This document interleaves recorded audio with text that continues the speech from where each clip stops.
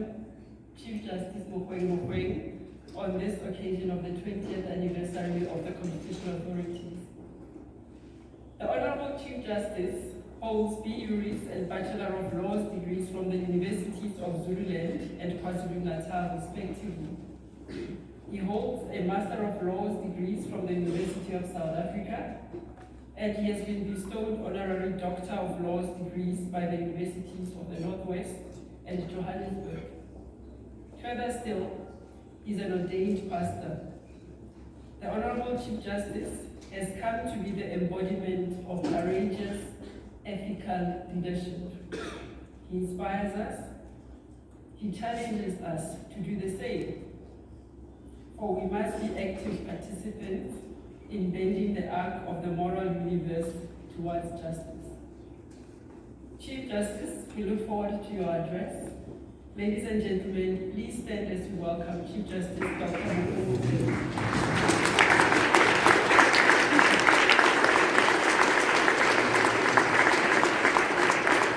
Thank you.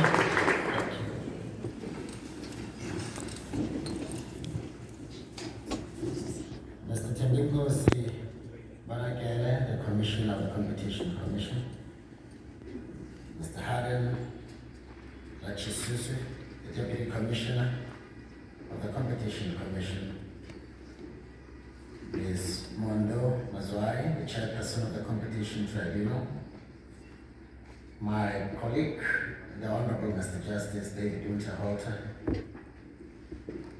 students of various universities, ladies and gentlemen, I greet you.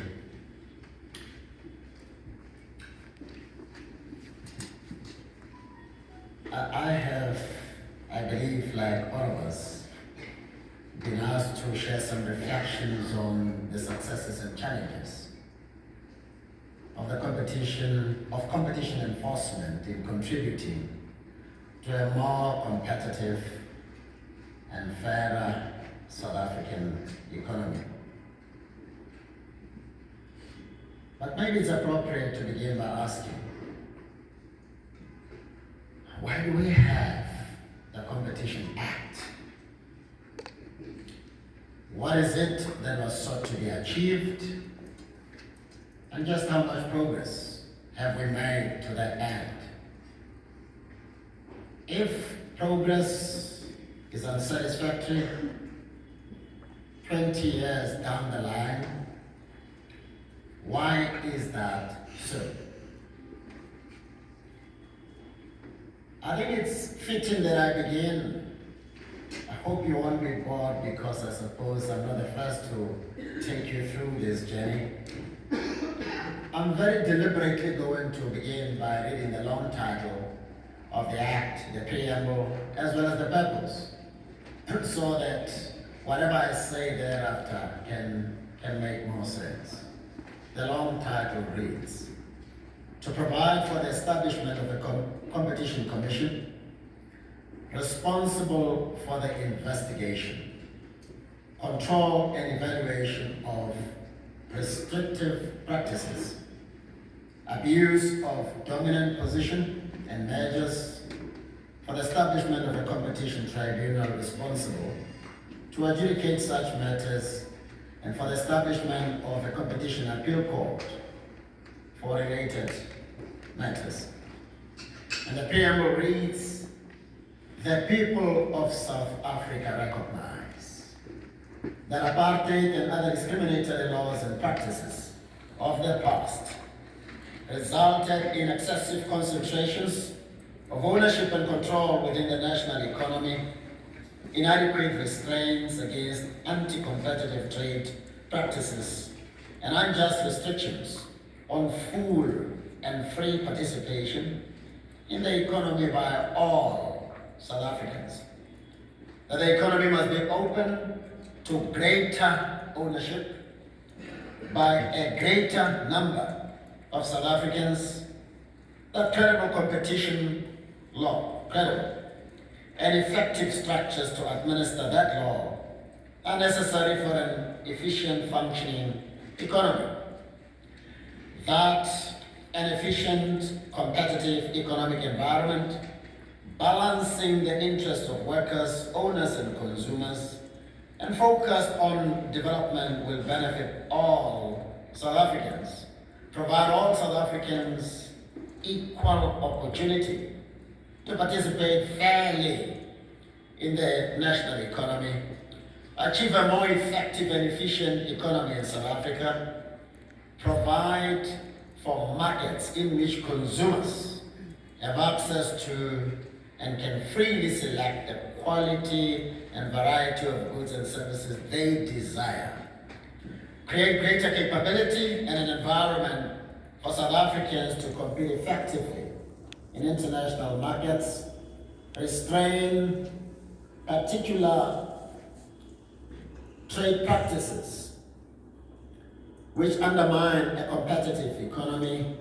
regulate the transfer of economic ownership in keeping with the public interest, establishing independent institutions to monitor economic competition and give effect to international law obligations of the Republic.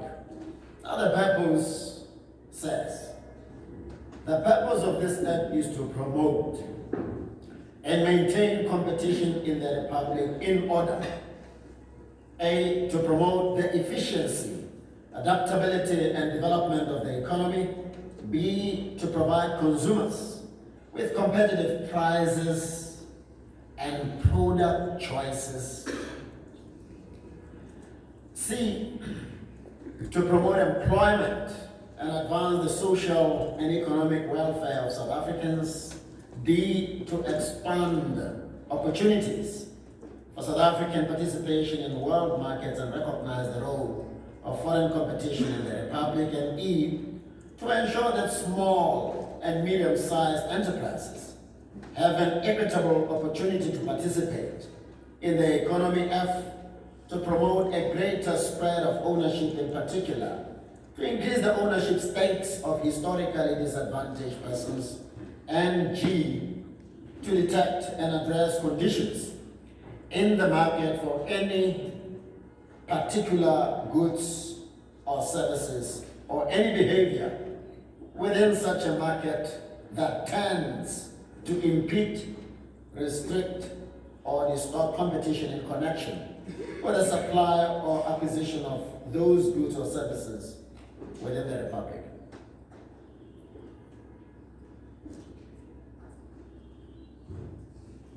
I think I must begin by acknowledging that the Competition Commission has done well under the circumstances.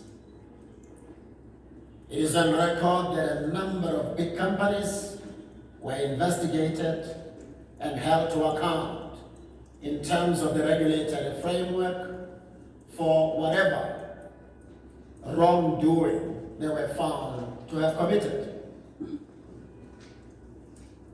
We must, in the process also, as I will indicate, acknowledge that it has not been easy for the Competition Commission to go all the way, as some cases indicate that they would have wanted to. There seems to be a number of impediments that restrain them from going all out, as the South African economy demands of an institution established to achieve these noble objectives. To go. What are some of the challenges? Maybe I must begin with we lawyers and the court system.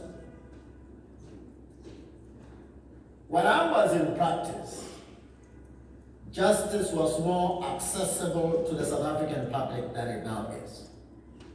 In other words, it was relatively cheaper to afford a lawyer then than it was now. You knew how much, in terms of the guidelines that the General Council of the Bar, of which I was a member, you were required to or expected to charge more or less for settling summons, for particulars for divorce, and a number of other matters, depending on the level of seniority at which you were. But ever since the Competition Commission came into being, or the act was passed, fees went up. And when I asked some of the practitioners what happened, they said, well, the Competition Act, the Competition Commission wouldn't allow us to operate in terms of a regime that regulates the level beyond which practitioners ought not to go in charging fees, a regime that seems to compartmentalize the range out of which you dare not go as you charge. And the result is even the Constitutional Court have had to reduce some of the fees charged by council because we were simply shocked. Those of us who were in practice before the Competition Act came into being would never have dreamed in a lifetime to charge the fees that some practitioners charge as a matter of regularity these days. This in a country where inequality is at its highest. And maybe something needs to be done to enhance access to justice. There is a complaint by the public that quality justice is accessible to those whose pockets are deep, and the quality of legal representation, and almost predictably, the outcome will invariably depend on just how deep your pocket is. If you are an average South African, then the struggling lawyer to which you are likely to be confined would in all likelihood be no match to the practitioner that those with deep pockets would be relying on for assistance. I think some intervention is called for. Let us compare the era before the Competition Act, the Competition Commission, and after. And I know that there are all manner of smart arguments that can be advanced to defend the juicy and enjoyable environment that enriches many to the exclusion of those that have historically been excluded and continue to be excluded from enjoying the justice that our Constitution holds out to them. Our country is challenged at an economic and social level for us to very deliberately and intentionally ditch, I beg your pardon, or throw away the technicalities that we have been playing around with in pursuit of self-interest or sectional interest. So there's going to be something done, I suggest, in relation to how this act, knowing its objectives, ought to be changed to help us to achieve justice, and it extends to every other field, even health. Health is incredibly expensive. It's almost as if it doesn't deal with human life. It's almost as if access to medical facilities and medical attention is not a critical need. It seems to be fast becoming something out of which to make a lot of money. It needs to be very truthfully, soberly reflected on, particularly because we are a troubled nation. Let me hasten to say, if we overindulge in legal technicalities and there are sessions that people adopt certain positions because they lack understanding, hiding behind big words and concepts, it's just a matter of time before the public gets angry with us because they are fast seeing through the shenanigans that are at play out there. Let's sober up and let a commitment to what we have collectively said we're going to do through our Constitution be practicalized as a reality. Some of the challenges are this. I think the Competition Act is overly technical. Many lawyers are struggling to understand some of the concepts there. I think the commission itself is struggling. I know the Constitutional Court is struggling. In case of doubt, look at the Media 24 judgment that we delivered in July. We were split 4-4. And even then, I mean, it's a total of how many judgments that we wrote there. So something fundamental, something revolutionary needs to be done to simplify this document. I had asked my researchers to give me a quote by, is it Stephen Hawkins? I've misplaced it. I said they must give it back to me. I've always believed before I even knew of the existence of this man, that anything, any concept that another human being is capable of understanding is capable of simplification for the benefit of those who are not experts in the area. But what happens in the legal and other fields, and competition law seems to be excelling in that area, is to mystify concepts. And it seems to be deliberate, because when you mystify concepts, you allow those who want to milk the system optimally to hide behind the notion. You will not understand it. You know, this is a very complex legal area for ordinary people like you to understand. What complex? The objectives are very clear. Why is it made overly difficult to appreciate what predatory pricing is all about? Why can't we tell what an economic predator is and what pricing is intended to be predatory in operation? Why? Why do we create these complexities within a regulatory framework that is intended to make life easy, particularly for the historically disadvantaged? I mean, look at the noble objectives of this act. To make sure that those that have historically been economically excluded begin to enter the economic space and end up being key players in the mainstream economy of our country. Now ask yourself a simple question. Has it happened over 20 years? How can you have our kind of constitution? How can you have this kind of long title, preamble, and purpose? And still, when you look back, all we see is that in villages, in townships, small business enterprises are virtually non-existent. They used to thrive before the Competition Act came into being. I'm not blaming it. I'm saying somebody is taking advantage of some of our laws to the exclusion or the perpetual exclusion of those that have been excluded all along. Why is it so difficult for them to enter the space? What are we saying about it? A meeting like this is not an opportunity to come and demonstrate our high intellectual capacities. It is a meeting to find practical solutions so that next year, this time, when you meet and look back, you're able to say, from that meeting, we were able to demand clarity on predatory practices and pricing.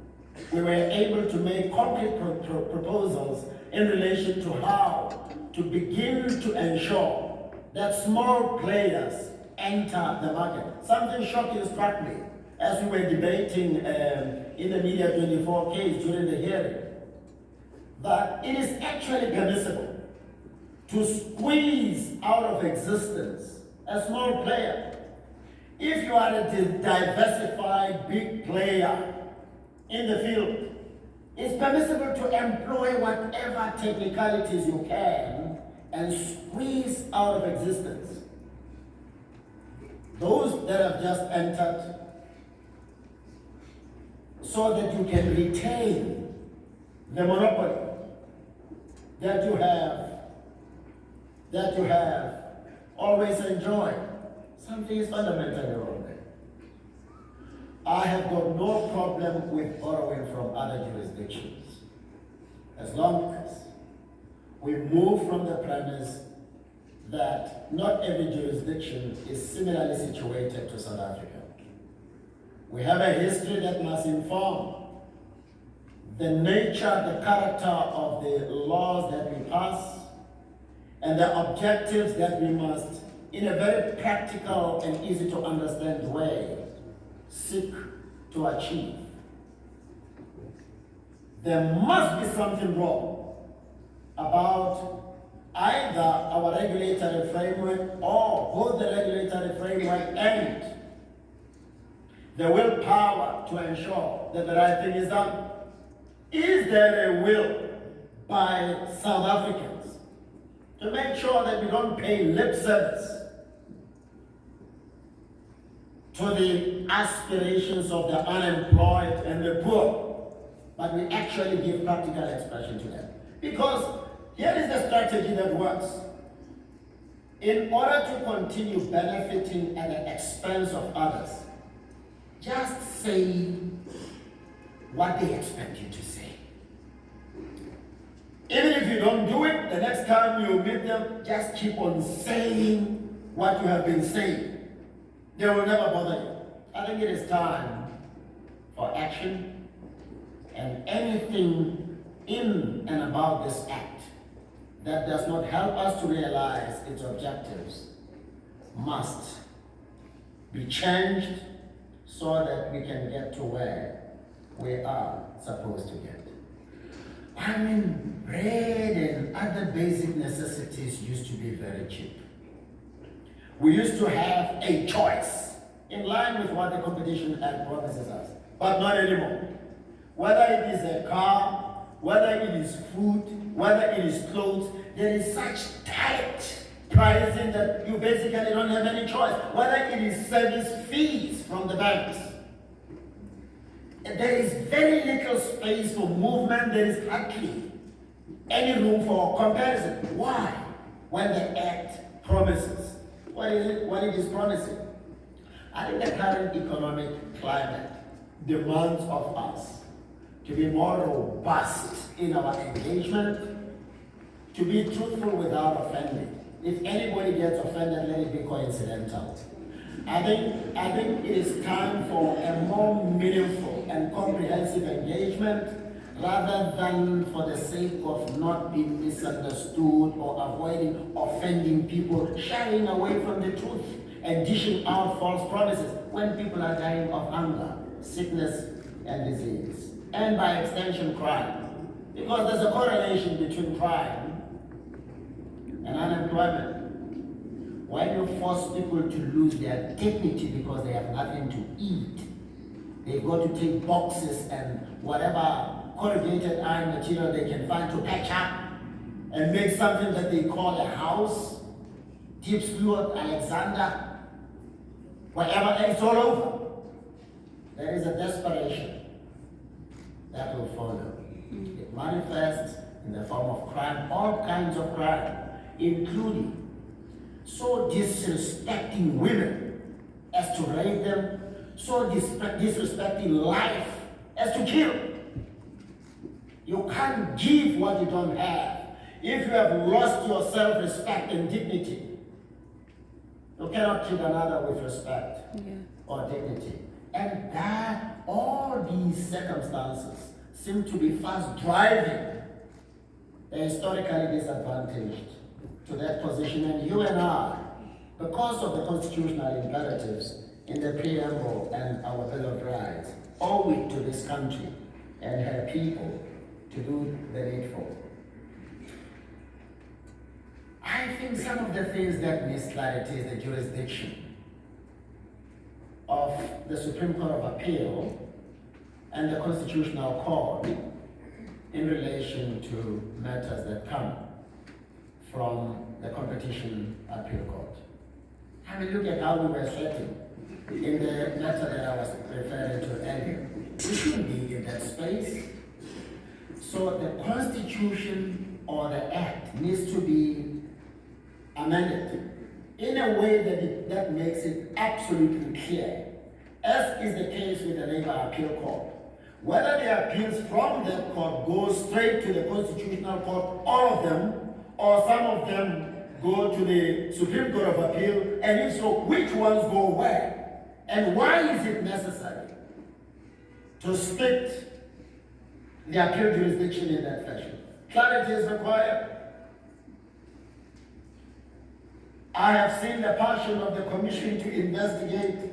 I'm not too sure that the court system have enabled them to be as robust as they want to be in pursuing those that, in their view or understanding of the law, needs to be investigated. There's another problem. The King reports on corporate governance demand of every corporate citizen to be responsible in undertaking their businesses, to be ethical in conducting business in this country.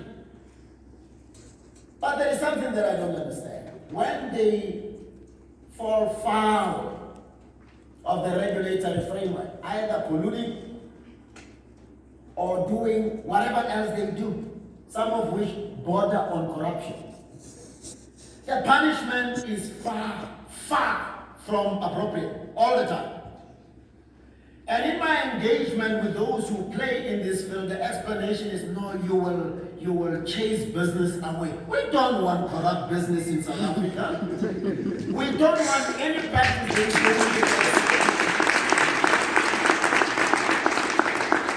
that is going to squeeze those that have been historically disadvantaged out of this space. Now, we have got to have the courage to say wrongdoing must be properly punished. Because if you don't, if it is this small percentage, which is nothing compared to what companies actually make, what you are effectively doing is incentivizing a repeat of the wrongdoing that has been done. We have got to be hard on wrongdoing. Look at what America does. Look at what other jurisdictions like Germany does. What is this about South Africa, where corruption is so high that we are now very careful when it comes to dealing with wrongdoing, where there shouldn't be wrongdoing? Are we not the same people who say, if you want wrongdoing, you'll find it in the public sector, but not in the private sector? There's cleanliness there. When somebody seeks to contaminate that clean environment, should that entity not be visited with appropriately harsh consequences for the deliberate act of wrongdoing to the detriment of the possibility of creating an environment for sustainable economic growth and development? There must be proper naming and shaming. I mean, people get away with it. It just gets mentioned once and it's forgotten. But if it is in the public sector, you sit on that person. You sit on that, the plaza or Escom or whatever else. It can't be any excuse that no, there it is our taxes. This is our economy. This is our country. Every player must be clean. And if you are not clean, there must be a sustained name and shaming exercise to discourage people from continuing with wrongdoing.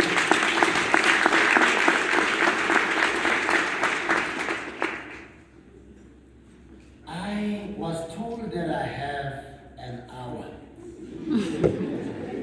And I'm sure I haven't finished the hour, but if the system permits, I have decided that I will leave some time for questions.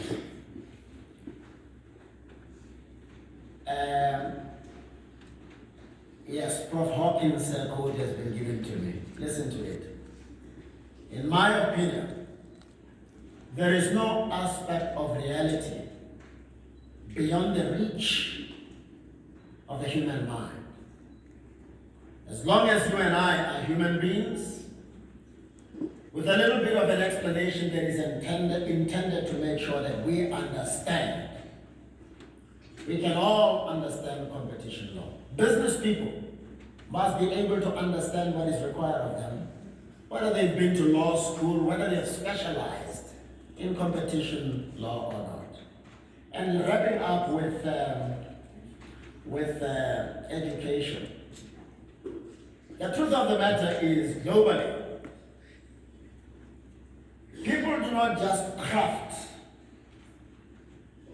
aspects of the educational system in a vacuum. There's a very clear objective sought to be achieved with economic concepts, with approaches to economic issues.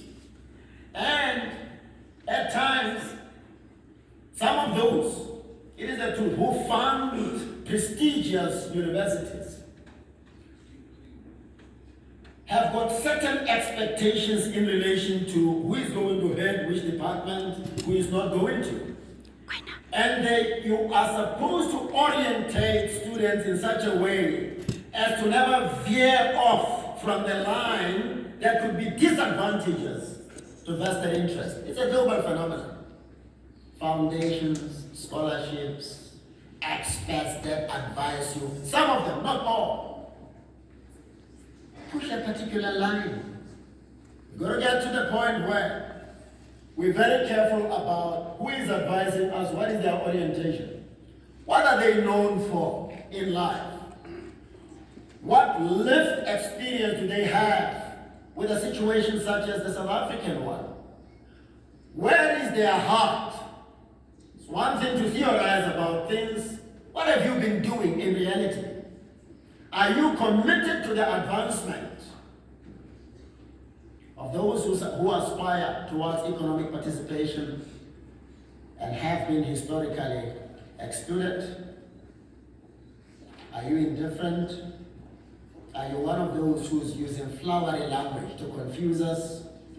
Or are you there to help all South Africans benefit as is intended from our economy? Equal opportunities, people must be created. Fair participation. Let us throw out of the window any and everything that frustrates greater capability, greater ownership, greater competition, everything that undermines the objectives sought to be achieved by our Constitution and through this Act. I hope this will never be viewed as a talk shop, a meaningless talk shop. I hope decisions will be taken from here.